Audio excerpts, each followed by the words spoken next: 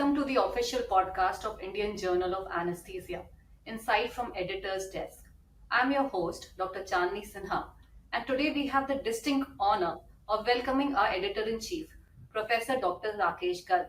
One of the remarkable things about Indian Journal of Anesthesia is its ability to diversify and adapt to the rapidly changing landscape of anesthesiology. It has been publishing peer-reviewed original articles, reviews, case reports, and editorials that contribute to the advancement of anesthesia, intensive care, pain medicine, and perioperative care, both in India and globally. And who better than Dr. Rakesh himself to tell us more about the medley of insightful works? So I request Dr. Rakesh to dive into the groundbreaking research of the July issue. Over to Dr. Thank you. Thank you, Dr. Chandani Sinha, for taking this forward, the IJA podcast. And it's a happy moment to release the researchers, the hard work, which has come into a very well planned studies in the form of editorial or meta-analysis or original articles and even the brief communications. And as usual, again, the July issue is full of information, which definitely is going to improve the outcome of the patient that we are catering to. And the issue is into the scope of the journal, which covers not only the anesthesiology aspect, but we are also looking for the perioperative outcome in these patients, including anesthetic management, the regional blocks, and so on and so forth. It starts with editorial, editorial which is coming from across the world with the stalwarts, not me at least, but the other authors who are luckily with me, wherein we talk about the airway management. And when we talk about the airway management, it is sometimes a nightmare for anesthesiologists to land up in a situation when it's a complete ventilation failure. And it is usually considered that in those situations, if you look for a rescue measure, it remains a surgical airway, no doubt about it. But some of the data, the research, the guidelines are also proposing the use of ECMO or other systems of bypass during these procedures. So what we, along with my co-authors, thought that is really ECMO a fact or a fiction for unanticipated failed airway management.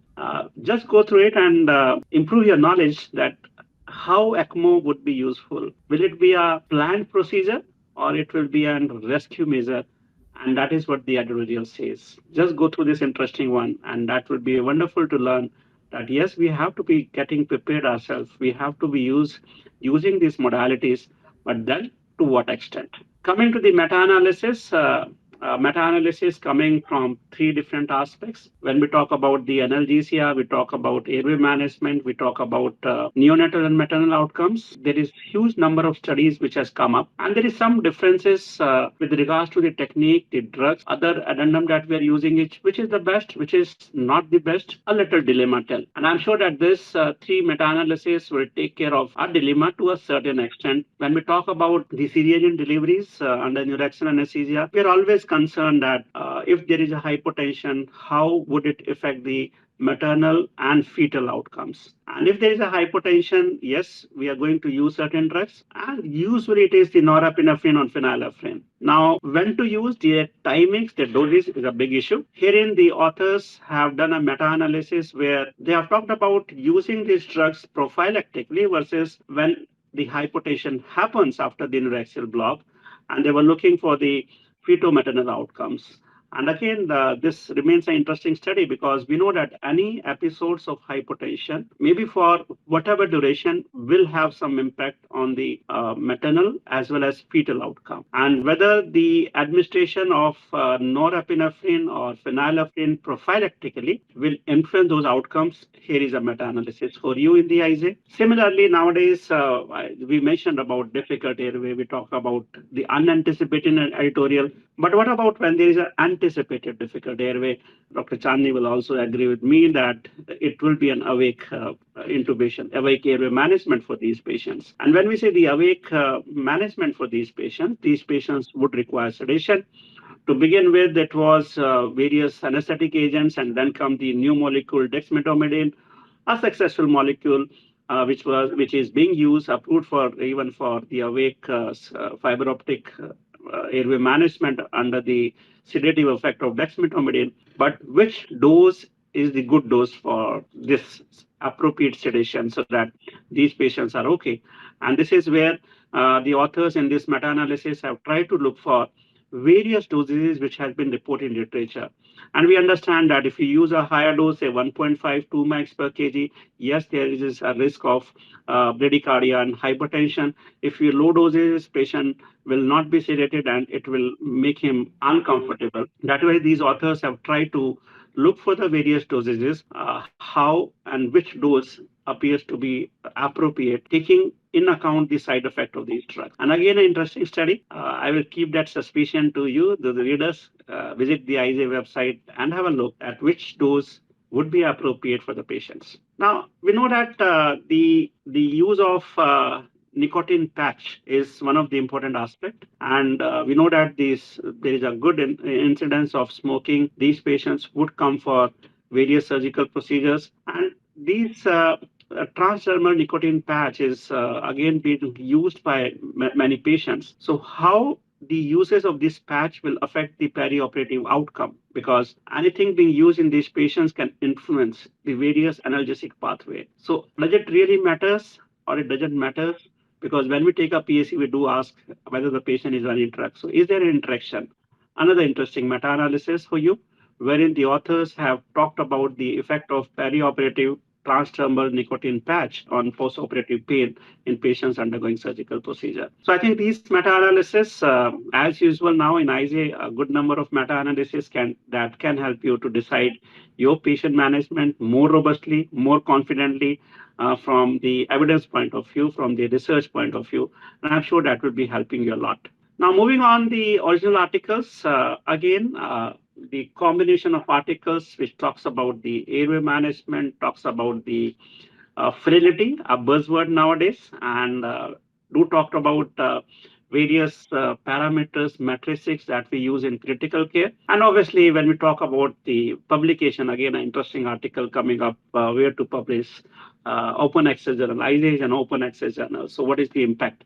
So these interesting articles will oversight the various clinical implications that we are concerned with. Now, when we talk about the spine surgeries, especially the cervical spine surgery, they are quite challenging because surgeons will be at times going through the peroral approach, and there will be a lot of congestion there, a lot of manipulation there. And it has been seen earlier, even I was one of the author in those studies, how does the cuff pressure would affect the outcome in these patients. And this is an interesting study which is coming where the authors are trying to compare microcuff and the wire reinforced endotracheal tubes on those patients who are undergoing anterior cervical discectomy and fusion, that is the spine surgeries from the anterior approach. And they have tried to look for comparison between these two type cuffs. Now, with the availability of microcuff, its beneficial effect as compared to the conventional wire reinforced endotracheal tubes, they have tried to look for the potential complications, and they really found something very useful, and they have reported that the microcuff endotracheal tube, it has subtle advantage over the wire reinforced endotracheal tube during the anterior approach to the cervical discectomies and fusions. With regards to the hoarseness, this is a big issue because they are working in those areas, and that's why probably with lower cuff pressures and when are concerned with the mucosal perfusion, even though they have not read it here, they have not as a part of research studied that aspect, but it appears that long-term morbidity will also be reduced because the cuff pressures is better lower in these tubes, and probably it appears the authors reported that it will be synonymous with preserved tracheal mucosal perfusion, and we know that this is one of the risk factor for subsequent tracheal morbidity. Another interesting study which talks about the effect of patient positioning on the ISL. Very conventionally, during my training period, we were concerned that if the head is moved, the supraglottic airway devices may not be appropriate. But then we realized with the improvement in the type of LMAs, their placement probably would not be affected by neck movements, maybe flexion, extension, rotations. It is the newer generations or second generations of the supraglottic devices appears to be well placed on the supraglottic area, making a nice seal. But we do not know whether surgeries where the neck rotation is required on either side, say for example breast surgeries, will it affect the appropriate placement of these supraglottic devices. And in this study, where the authors have studied the impact of head rotation on two supraglottic airway device, LMA protector and IGEL. And they have quantified it using the oropharyngeal leak pressure, which remains the one of the conventional measurement tool for the appropriate placement. And they have compared it in various positions, the neutral, which is usually acceptable, and then 30-degree head rotation. And they found that it is comparable. So it appears from the author's conclusion that we should be rest assured that if some rotation is required for surgeon for good surgical approach, let it be. Probably it will not harm us. But yes, keeping a caution, we should be looking for the leaks and we should be looking for the ventilatory parameters. So that's a caution, but otherwise appears to be safe from the single study. Similarly, when we talk about intubating those through these supraglottic airway devices, again, it's an important issue, and probably it becomes more important when we come to the pediatric population. Now, with the various devices through which we can intubate, like Blockbuster or AirQ. Now, when we start using these devices, we need to understand that which device probably is the best device for successful single attempt large internal diameter endotracheal tube that can be secured through them. And in this study, they have compared blockbuster laryngeal mask airway and AirQ intubating laryngeal airway as a conduit for fiber optic bronchoscopy guided tracheal intubation in pediatric patients. I was so happy that the study was fiber optic bronchoscopy guided and not blind. And I think, again, this is a good message because most of the guidelines literature says even though we are guiding the tube through the supraglottic airway devices, but they should be guided. And fiber optic remains the gold standard. The blind putting the tube through supraglottic is not a good idea. And hence, authors have used fiber optic and they have compared those devices. And they conclude that for the fiber optic bronchoscope guided tracheal intubation, both the devices, the Blockbuster and AirQ, they are equally good, and either of them can be used depending upon the availability or expertise. So again, reassuring that we have a couple of tools where the surgery can be done with supraglottic airway device, but in case required, these tools are acceptable for putting the tube, and thankfully using a fiber optic bronchoscope. Now coming to the buzzword, fragility. And for last couple of years, I'm really amazed. Coming up new arena into the anesthesia research. Earlier, we were talking about the some outcomes which like say hypotension, blood loss, duration of anesthesia, extubation profile. We were talking about comorbidities like hypertension, diabetic, other comorbidities which could influence the outcome. But what about the frailty? A term which is very important. The research coming up, it says that it do impacts the perioperative outcome of a patient undergoing surgeries. They are well proven for malignant surgeries, but what about the non-malignant? And here comes the good article in Indian Journal of Anesthesia, in which the authors have tried to find an association between the frailty which was assessed preoperatively in patients undergoing abdominal surgeries, benign surgeries, I mean non-malignant surgeries, and they looked for various post-operative outcomes, how it has influenced. And they have very clearly, there have been various tools which has been used for the frailty. In this, they have used the modified frailty index for the purpose of assessing frailty, which again remains a good tool for the frailty aspect. And they have found that the higher MFI scores, higher modified frailty index scores, they were predictive of severe postoperative complications. And especially with regards to the quantum of complications, which is usually by Cleveland-Dino complication classification complication score, and they have found that they were having a positive correlation. So this gives a clue that yes, frailty is an important risk factor, and that's why we not only should assess preoperatively, but we should also try to reduce certain factors which causes frailty, which may be like physical exercise, the nutrition. And that's why when we talk about these things, it becomes important to assess, optimize, and probably when we say prehabilitation aspect, it becomes an important part of it. And hence it becomes very, very important. We also need to think of the various aspects for the pre-anesthetic scoring system and the flat index on post-operative outcome. Being an observational study, but here the authors have evaluated the correlation between the P-POSUM score and the frailty index. And I just mentioned in the previous study that the clinical parameters using modified frailty index is one, but now studies have come up where they have tried to quantify frailty using the ultrasound assessment of the muscle bulk. And using this phenomena, they have tried to understand it, and they have found that the ultrasound assessment of psoas major and rectus femoris, along with P-POSUM scores preoperatively, has a strong positive correlation to predict perioperative mortality wherein they were looking for complications, including morbidity and mortality. So I think a very interesting study, very well done, though an observational, but very important parameters that will help us to improve upon. Now, coming certain aspects of the open access journals, IJA is an open access journal. Also, IJA does not charge any publishing charges for submission or publication. And IJA strongly believes that the research which is done by the researchers should be distributed, or should all the persons stakeholders should have free access to this research. And keeping this in mind, IJA is always keeping his journal open for access to everybody, and it's also an open access journal. And the authors here have tried to analyze various open access journals through the various sources, and they have tried to look for what are the issues, what are the concerns here.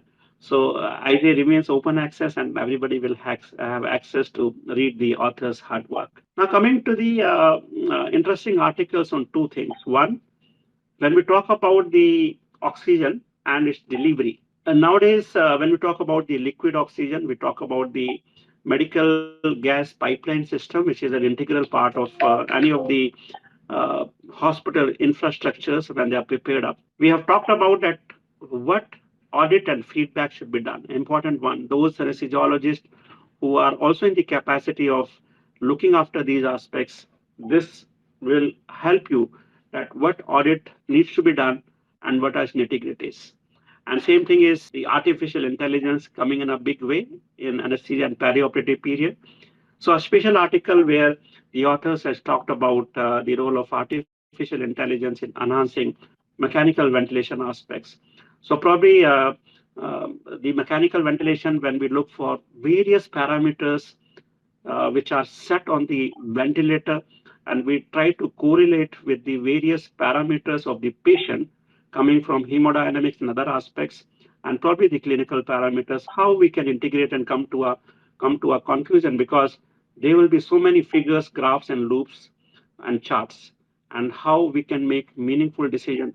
Probably AI has some answer, but yes, we need to understand that how AI works. It has its own limitation as of now, because it requires a trained data set which needs to be put into it to generate a model. And this is what this article talks about, that how in future they can talk about. And definitely a couple of comments and letters. I'm sure you will really enjoy looking into these. I'm sure that these informative articles will improve your patient care, and you will be more wiser in providing latest updated care to your patients. Thanks once again to all the authors for contributing these important works to IJ. And also my special thanks to all the reviewers and my editorial board members who have tried to put good inputs so that a little bit of lacuna that was there in the original submission could be improved on revision. So special thanks to reviewers for sparing time and polishing these articles so that it becomes much better with regards to various aspects. So keep reading IJ, and we assure that you will have more information, more research that will make you better clinician from the patient point of view. Over to you, Dr. Chandani. Thank you, sir. I just can't wait to go back home and start reading the articles the way you have described them. Diverse, interesting articles with lots of translational value.